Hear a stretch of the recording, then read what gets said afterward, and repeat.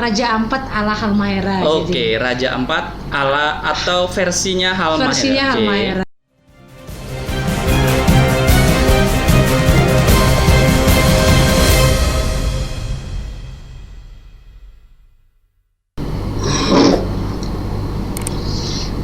Assalamualaikum warahmatullahi wabarakatuh. Salam sejahtera. Selamat datang di Bicara Dharma. Bicara Dharma adalah konten tentang perjalanan seseorang dalam memperoleh gelar pendidikan. Nah, Bicara Dharma juga itu akan membahas kisah suka dan duka seseorang yang menjunjung tinggi sekali nilai pendidikan. Nah, untuk itu kami berharap setelah Anda menonton tayangan ini, Anda bisa mendapatkan motivasi, edukasi, dan juga inspirasi untuk Anda semua. Nah, pada hari ini kita kedatangan tamu masih muda ya, kebetulan masih bolehlah dikatakan mahasiswa, tetapi beliau juga dosen ya. Tetapi ini saya kira bisa menjadi inspirasi semua untuk teman-teman di luar sana yang mungkin masih galau mau melanjut atau tidak. Nah, kakak yang satu ini bisa membagikan kisahnya kepada kita semua dan bisa menjadi inspirasi nantinya. Kita langsung saja sambut. Ini dia kakak, namanya adalah Mbak Lady Uang, betul ya? Ya. Oke. Nah, selamat datang Mbak Lady Uang. Halo. Oke. Ya. Sebelumnya kakak Lady, kita minta buka maskernya boleh ya, karena kita sudah menerapkan protokol kesehatan, social distancing, mungkin supaya teman-teman juga bisa melihat wajah cantiknya kakak Lady. Oke. Ya, oke. Siap, terima kasih. Nah, ini dia ya, sudah tampak semua ya mukanya. Nanti teman-teman bisa melihat dan juga bisa mengobrol lebih jauh nanti ya di media sosial kakak Lady. Selamat pagi kakak. Ya, harus semangat pagi ya kakak Semangat Lady. pagi. Oke, ini kakak Lady adalah, bener ya kakak Lady mahasiswa ya? Iya, saya mahasiswa. Saat ini mahasiswa ya. Saat ini Bisa mahasiswa. diceritakan sedikit mahasiswa di mana kakak? Oke, saya saat ini sedang menempuh pendidikan di Universitas Diponegoro, Ya. Semarang, sebagai mahasiswa doktoral administrasi publik. Oke, Doktor Administrasi Publik S3 berarti ya? Iya, S3. Oke. Iya. Di Undip Semarang ya? Undip, ya. Oh ya, itu salah satu perguruan tinggi terbaik di Indonesia ya? Iya, salah Oke. satunya.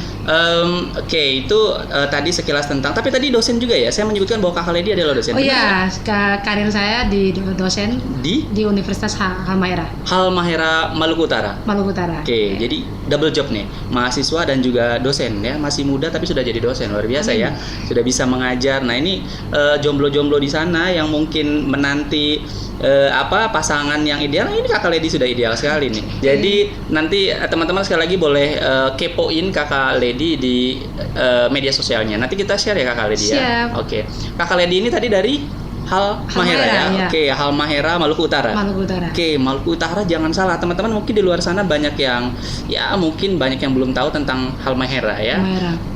Kakak Lady bisa cerita sedikit saja apa keunikan dari Halmahera, tempat kakak Lady lahir di sana ya? Iya, Oke. lahir di sana. Oke ya, terima kasih. Halmahera itu dikenal dengan pulau-pulau cantik ya. Oke. Pulau-pulau cantik, beraneka ragam wisata air, wisata kuliner, Ya. wisata gunung, Wisata juga gunung ada juga? ya. Oke. Tetapi saat ini masih belum dieksplor Oke. wisatanya. Jadi kalau ke Halmahera atau ke Maluku Utara, kita punya banyak spot-spot ya yang suka traveling, kami menawarkannya. Nanti bisa kontak kakak Lady ya kalau Bisa, ada. sangat bisa. Jadi nanti teman-teman yang bingung mungkin mau ke Halmahera, mau kemana tempatnya, nanti kakak Lady bisa saran ya. Bisa. Nah, saya pernah baca artikel kakak Lady. Ini terlepas dari benar atau salah, tapi saya pernah baca bahwa di Halmahera itu ada satu spot yang mungkin teman-teman di luar sana nggak tahu, itu spotnya hampir mirip ya, atau bisa disebut miniaturnya Raja Ampat, betul ya? Oke ya, jadi itu lebih tepatnya Raja Ampat ala Halmahera. Oke, Raja Ampat ala atau versinya Halmahera. Versinya Oke. Halmahera. Jadi itu ada di Kabupaten Halmahera Utara, tepatnya di Kecamatan Galela. Kecamatan Galela. Ya, jadi itu bagian. Tapi itu betul ada pulau-pulau seperti pulaunya Raja. tidak, tetapi itu menyerupai pulau. Ya. Ada sekumpulan mangrove. Oh, berarti bukan pulau itu? Bukan pulau, Oh, itu tetapi mangrove. itu mangrove Oke. yang dilihat kalau dari fotonya itu bisa Spot dari atas. spot dari atas Angle itu dari bisa dilihat sebagai pulau. Yang akhirnya kami, wow ini kayaknya seperti Raja Ampat gitu. Oke, menarik ya. Ini alternatif untuk teman-teman yang mungkin budgetnya nggak sebanyak nggak sebanyak traveler di sana, mungkin bisa cari alternatif spot yang bagus ala Raja Ampat ala Halmahera. Oke, nanti bisa hubungi Kakak Dan Lady langsung ya. itu hanya salah satu ya Mas Ardi. Itu hanya salah satu. Masih banyak di Halmahera. Banyak hal yang bisa dieksplor di Halmahera, baik budayanya, baik wisatanya, wisata air, wisata gunung, kulinernya itu tidak kalah menarik lagi. Oke, ini menarik ya. Jadi di Halmahera itu posisinya itu letaknya jangan salah, karena banyak teman-teman di luar sana mungkin masih bingung Halmahera itu lokasinya yang di huruf K itu ya Kakak ya? Iya. Jadi K-nya yang K kecil. K kecil ya. Ya, berbentuk K kecil karena kalau yang K besar itu kan Sulawesi. Berarti dia di luar Sulawesi toh? Di luar daripada Sulawesi. Oke, jadi teman-teman di sana nanti kalau yang mau main ke Halmahera boleh nanti hubungi Kakak Lady ya. Adalah bagian dari konten kita Kakak ya. Konten kita memang adalah konten tentang bicara dharma ya. Mungkin Kakak dari perguruan tinggi, Kakak seorang dosen itu paham tentang Tridharma perguruan tinggi. Nah, salah satunya adalah pendidikan. Nah, kita bicara soal pendidikan dan mungkin di luar sana konten pendidikan itu sudah banyak. Sepakat ya Kakak? Sepakat ya. Nah, tetapi konten kita kali ini saya nggak ngebahas soal itu karena berat sekali membahas pendidikan ya. Karena pendidikan saya itu nggak nyampe lah kalau untuk ngebahas itu karena itu berat sekali. Karena kalau sudah berkaitan dengan teori itu berat sekali. Nah, di konten saya ini adalah pembahasan tentang bagaimana perjuangan Kakak mulai dari Halmahera kemudian sampai bisa kuliah sampai sekarang S3, itu perjuangannya luar biasa, bisa diceritakan dan mungkin bisa menjadi inspirasi teman-teman semua. Bisa diceritakan Kakak? Oke ya, baik. Bayangan untuk sampai ke Pulau Jawa pada saat itu tuh sesuatu yang tertantang bagi saya ya.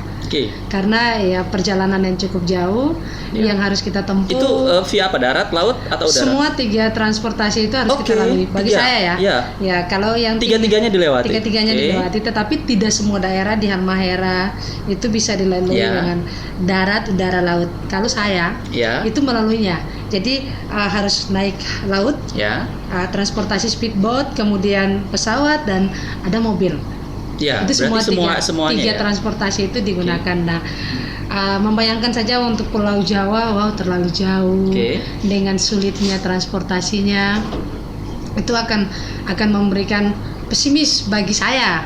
Namun itu dengan semangat, dengan cita-cita ya, mimpi yang besar, sekolah itu kalau bisa sampai terakhir gitu. Berarti perjalanan dari Halmahera menuju ke Pulau Jawa, Jawa Tengah khususnya itu berapa lama Kakak? Itu bisa ditempuh dalam waktu sehari juga ya, dari pagi sampai malam lah. Dari pagi ya bisa, kalau range waktunya sekitar 8 jam. Di dalam pesawat, di luar dari transitnya ya. Menarik ya. 8 jam untuk menempuh pendidikan ya. Luar biasa. Ini inspirasi sekali untuk teman-teman semua yang mungkin itu berbeda ketika kalau kita kembali ke Halmahera loh Mas Ardi. Kalau kita kembali ke Halmahera itu lebih dari 1 hari. Ya, karena kita harus transit dan bermalam di Makassar. Ya, itu yang lebih menariknya ketika balik. Ketika pulang. Kalau pergi ke Jawa itu bisa dalam 1 hari kita tempuh, tetapi kalau kembali pulangnya itu bisa selebih dari 1 hari. Jadi kalau kita berangkatnya sore dari Semarang, itu akan tiba di Ternate-nya itu pagi hari. Dan mungkin sampai ke rumah pas makan siang. Jadi hampir 24 jam. Pertama kali Kakak, kita langsung bicara S3 ya. Kakak S3 ini Kakak Lady jalur apa? Beasiswa atau mandiri? Saya beasiswa, puji Tuhan beasiswa. Luar biasa, beasiswanya masih muda sudah dapat beasiswa, sudah dibiayai, luar biasa. Nanti teman-teman juga mungkin di luar sana pengen tahu Kakak, kira-kira tipsnya apa untuk bisa dapatkan beasiswa itu Kakak? Yang pastinya Sorry Kakak, beasiswanya beasiswa apa? Beasiswa yang saya dapatkan pada tahun 2016 itu Budi DN. Jadi Budi DN itu diperuntukkan untuk dosen ya. Sumbernya dari Kementerian Keuangan. Jadi untuk teman-teman yang sudah punya karir sebagai dosen, peluang besar untuk Budi DN. Tetapi kalau yang independen, yang kerja yang lepas, yang bukan dosen atau yang mahasiswa murni, yang fresh graduate itu bisa saja masuk lewat LPDP. Dan saya rasa cara masuknya Budi DN dengan LPDP pada umumnya tidak jauh. Oke. Ya paling utama ya kita harus mencari informasi ya Mas Ardi. Ya. Mencari informasinya, kemudian kita menyusun yang paling utama persyaratan yang paling utama di LPDP menurut saya TOEFL. Kemudian karena semua sekarang serba TOEFL ya. Dan kita bicara soal kontribusi kita. Jadi ada 3 esai yang harus kita isi. Oh gitu. Ya. Berarti makalah gitu bentuknya atau esai saja? Esai saja ya. Jadi ada 3 esai yang harus Pertanyaannya kita isi. Apa kakak? Pertanyaan supaya pertama teman-teman semua mempersiapkan ya. Itu yang pertama kita melihat kontribusi kita terhadap negara itu. Apa yang kita berikan? Ya. Tadi bicara soal esai ya. Esai yang ditulis isinya tentang kontribusi untuk negara. Nah kira-kira esainya seperti apa kakak sehingga kakak bisa dapat beasiswa itu? Jadi esai yang saya tulis kontribusi untuk negara tentunya berdasarkan dengan profesi yang saya jalani, yaitu sebagai dosen. Dan saya menjelaskan secara detail di sana bahwa kontribusi saya dalam 3 tridharma itu, yaitu pengajaran, pengajaran, pengabdian, dan penelitian. Itu yang saya coba meyakinkan kepada negara atau sebagai pemberi dana bahwa saya akan melakukan hal-hal seperti ini. Yang setelah studi ini berakhir, saya kembali ke tempat tugas akan melakukan 3 tridharma tersebut. Dan akhirnya negara percaya dan negara memberikan beasiswa untuk kakak ya? Ya puji Tuhan negara percaya itu ya. Dan semoga itu akan terus konsisten ya kakak ya, dan menjalankan apa yang telah kakak tulis nanti. Amin. Betul ya? Karena mungkin nanti ada evaluasi mungkin dari kementerian atau pemberi beasiswa. Nah itu bedanya penerima beasiswa Budi DN dengan penerima beasiswa yang lain. Kalau di kami penerima beasiswa Budi DN ini setiap 3 bulan itu evaluasi. Jadi kita tidak menunggu nanti selepas kita studi, tetapi di dalam 3 bulan sudah ada evaluasi, selalu evaluasi. Dan tanpa evaluasi dananya tidak keluar. Itu tadi ya teman-teman, pertama teman-teman harus siapkan esai ya, tulis esainya ya, mulai sekarang belajar untuk mengarang bebas lah ya, bukan mengarang bebas tapi mengarang tentang visi yang akan kita capai nanti gitu ya, sehingga yang ngasih beasiswa itu percaya. Nah kakak Lady ini salah satu buktinya. Nah yang kedua apa kakak, kira-kira persiapan apa yang harus kita lakukan? Tentunya esai, kemudian TOEFL-nya kita harus perdalam ya. Betul, TOEFL ini semua sekarang serba TOEFL kakak ya. TOEFL-nya berapa dulu diminta berapa kakak? 500, 600? Saya satu dari sekian ribu orang yang mungkin mengharapkan beasiswa yang beruntung tanpa target. Ya, jadi kita waktu itu Budi DN tidak diberikan target berapa TOEFL-nya. Jadi hanya diminta adalah sertifikat bahasa asing. Sertifikat bahasa asing. Jadi mau itu Anda IELTS, mau itu TOEFL, terserah, yang penting sertifikatnya. Dan kakak sudah menempuh itu toh? Iya, skornya tidak ditentukan. Dan kakak pada saat itu menyisihkan berapa ratus orang atau berapa ribu orang? Dari Maluku Utara? Dari Maluku Utara itu kalau saya tidak salah ingat kami 2 orang. 2 orang yang terpilih? Yang terpilih 2 orang dari pelamar saya nggak tahu. Saya nggak tahu dari pelamar yang untuk masuk Undip ya. Masuk Undip itu, dan kalau pelamar keseluruhan itu kalau saya nggak salah ingat itu ada 5 ribuan. 5 ribuan. Memang teman-teman di luar sana mungkin banyak yang nggak tahu, pelamar beasiswa itu banyak sekali. Banyak sekali. Tahun 2019 BPPDN itu pelamarnya 7.000 orang kakak. Itu. Yang terpilih hanya 1.000. Bayangkan itu berapa persennya? Itu kan luar biasa teman-teman, mungkin yang bisa mendapatkan beasiswa. Nanti teman-teman juga bisa belajar banyak ya, sehingga teman-teman bisa dapat beasiswa. Yang kedua itu TOEFL ya. Pertama teman-teman siapkan esai, siap-siap mulai esai. Yang kedua siap-siap ikut tes TOEFL dimanapun ya. Dimanapun itu. Nah yang ketiga mungkin yang terakhir kakak, yang paling pamungkasnya ini apa? Pamungkasnya sebenarnya adalah kita diri sendiri ya. Jadi kan ketika tadi TOEFL maupun itu yang hal-hal teknis yang itu perlu teknisnya, dipersiapkan. tapi dirinya kita ini. Kita karena ini kita mau menulis, kita mau tes, itu kan harusnya kita siap. Mental kita. Jadi yang paling penting adalah kesiapan kita untuk mental. Studi.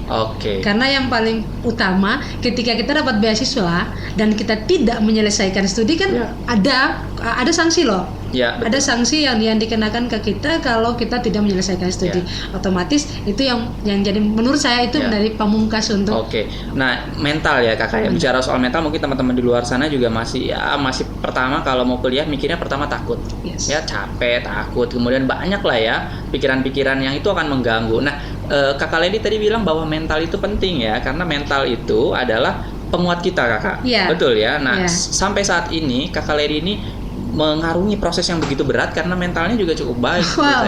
Karena sampai saat ini masih bertahan di titik ini karena dengan mental yang kuat, ya. Ombak ya mungkin Bisa, ya. ya kalau di laut ombak lah. Bisa cerita sedikit ya, Kak, masa-masa sulit saat kuliah hingga Kakak bertahan sampai di titik ini gitu, Kak. Oke, ya, gini Mas Ardi, tentunya setiap tahapan, setiap sekolah, mau sekolah apapun itu pasti akan ini ya, akan mengalami masa-masa sulitnya. Oke. Jadi bukan hanya pada persoalan masa-masa sulit di S3 saja, ya, tetapi seluruhnya itu pasti akan mengalami masa sulit. Nah, yang saya alami dari awal itu tadi yang saya bilang bahwa kita kalau sudah niat dari awal, enjoy dari awal, mental kita sudah terbentuk dari awal, sesulit apapun mungkin kita yang merasakan, tetapi tidak akan memberikan dampak buruk untuk studi.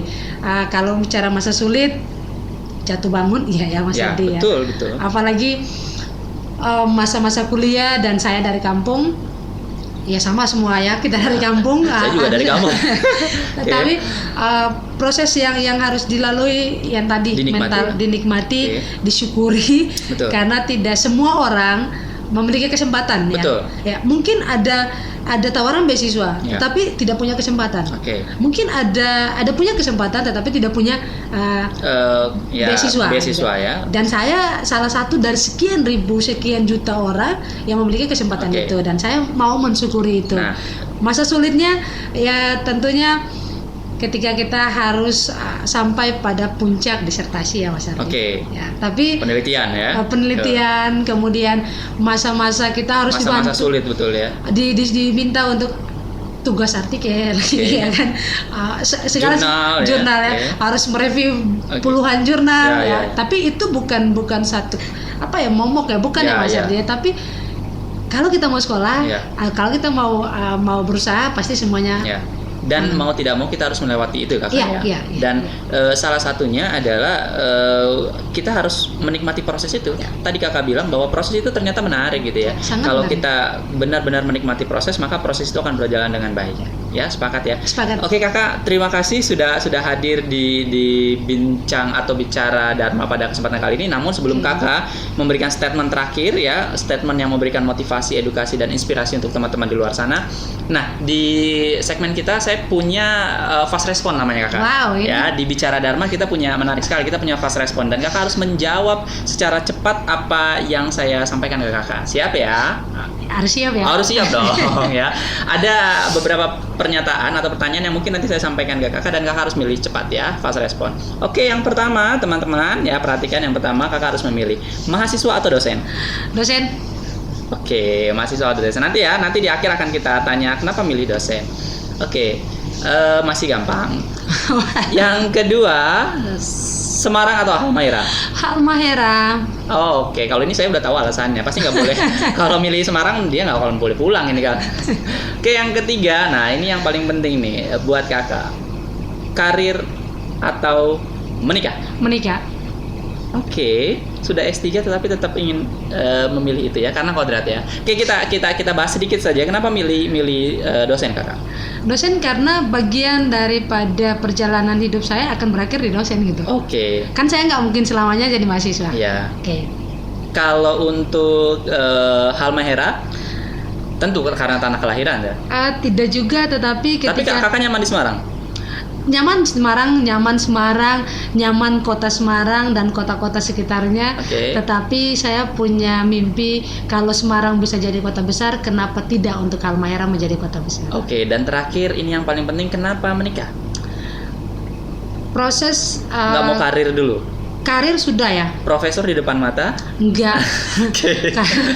Karena abis S3 itu ada yang selalu memesankan ke saya, ada S4 loh Lady. Jangan kamu lupa. Apa itu S4? Suami.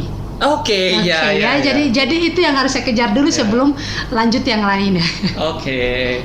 Oke, jadi menikah ya, karena memang kodrat perempuan itu ya memang harus tetap menikah ya, walaupun di depan sana setelah kakak Lady menjadi seorang dokter, itu masih banyak sebenarnya yang harus atau yang ingin dicapai ya. Banyak ya. Jadi kan kalau kita punya proses sebagai dosen, karirnya dosen kan bukan berhenti sampai S3. Ada banyak pengabdian, penelitian yang harus kita kembangkan terus. Berarti itu pilihannya ya. Terima kasih Kakak Lady sudah hadir. Namun di Bicara Dharma kita masih punya segmen terakhir, yaitu segmen tentang statement Kakak Lady yang isinya itu memberikan motivasi, kemudian edukasi dan inspirasi kepada teman-teman di luar sana, khususnya itu kaum hawa yang ya mungkin saat ini masih kebingungan, Kakak mau lanjut apa tidak kuliah, pendidikan ya tidak menjadi prioritas utama. Nah, Kakak Lady bisa menyampaikan itu. Terima kasih Mas Ardi. Untuk teman-teman yang di luar sana yang masih mempertimbangkan, memikirkan bahwa perempuan itu nggak usah harus sekolah tinggi-tinggi, toh sekolah tinggi juga akan ke dapur. Mungkin itu dulu ya. Dan saya rasa sekarang teman-teman perempuan yang di luar sana sudah begitu banyak punya keinginan untuk studi setinggi-tingginya. Saya hanya ingin menyampaikan bahwa tidak ada yang tidak mungkin ketika kita mau berusaha. Yang pastinya ada 2B. Apa itu 2B? Berdoa. B pertama berdoa dan bekerja. Jadi teman-teman, ketika apa yang teman-teman ingin doakan, itu yang akan teman-teman lakukan. Dan teman-teman melakukan apa yang teman-teman telah doakan. Jadi mungkin ya saya hanya ingin menyampaikan bahwa pendidikan itu penting ya bagi siapapun, tidak terkecuali dia di mana dan kapan saja. Hanya tadi yang saya sampaikan bahwa kadang kita memiliki kesempatan tetapi tidak punya dana. Kadang kita memiliki dana tetapi tidak punya kesempatan. Intinya tadi 2B. Ya. Berdoa dan mungkin berusaha atau bekerja ya. Kalau saya lebih tepatnya bekerja karena berusaha juga bisa ataupun bekerja, tapi kalau yang saya yakini karena saya harus kerja mengeluarkan keringat. Jadi bekerja tanpa berdoa itu sombong. Ya. Kalau berdoa tanpa bekerja itu impossible. Betul ya? Karena kita hanya berdoa tapi nggak ada realisasinya. Terima kasih Kakak sudah memberikan motivasi, edukasi dan inspirasi kepada kita semua. Semoga ini bisa memberikan masukan atau ya minimal trigger untuk teman-teman di luar sana. Semoga bermanfaat ya. Amin. Ya, pasti bermanfaat. Sekali lagi terima kasih Kakak sudah hadir. Terima kasih Mas Ardi. Bicara Dharma selanjutnya akan menghadirkan tamu-tamu yang spesial juga. Ini sudah ada Kakak Lady dan kita ketemu lagi di Bicara Dharma selanjutnya. Assalamualaikum warahmatullahi wabarakatuh.